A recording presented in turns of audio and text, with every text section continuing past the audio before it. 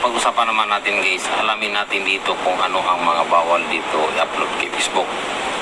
So magandang tanong yan kasi every time no, araw-araw or pag sisipagin tayo no, gusto natin mag-upload dito. So ngayon, alamin muna natin dito kung ano yung mga bawal kasi yun ang pinaka-importante niyan.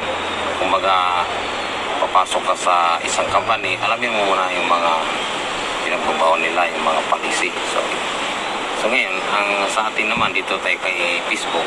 So alamin naman natin yung pinagbabawal kay Facebook. Nudity or sexually suggestive system.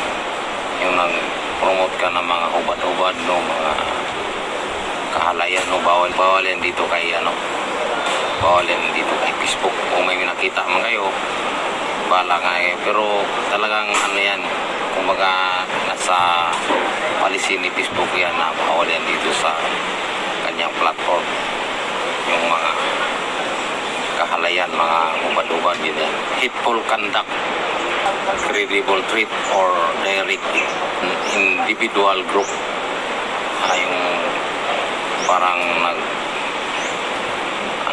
ugali mo na parang pupromote ka ng pagkagalit sa mo, parang naghanap pa ng kampi-kampi para may kakampi.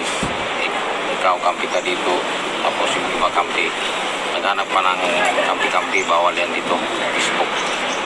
Yan ang dapat natin na maintindihan guys, kasi dito na nga tayo kay Facebook. So dapat ingatan natin yung mga in-upload natin na mga video. Then that contains self-harm or excessive violence,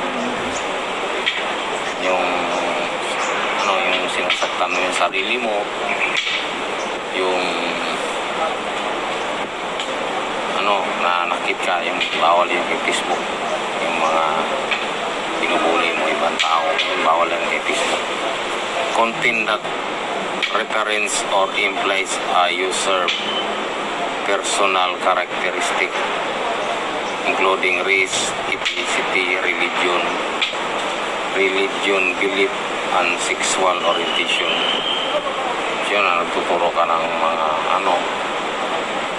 paano manloko ng mga tao, bawal yan.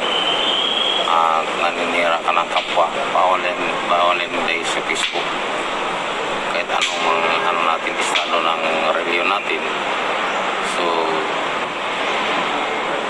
pagsalitaan mo lang siya, pero sabihin mo lang yung mga bawal, pero yung sisiraan mo sila, yung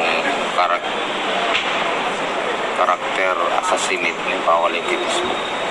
Content that promote misleading or defective practice or product.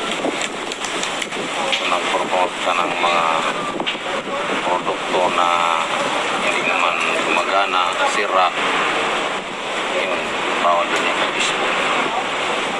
At yun lang muna guys for today's video. For more tips, follow for more.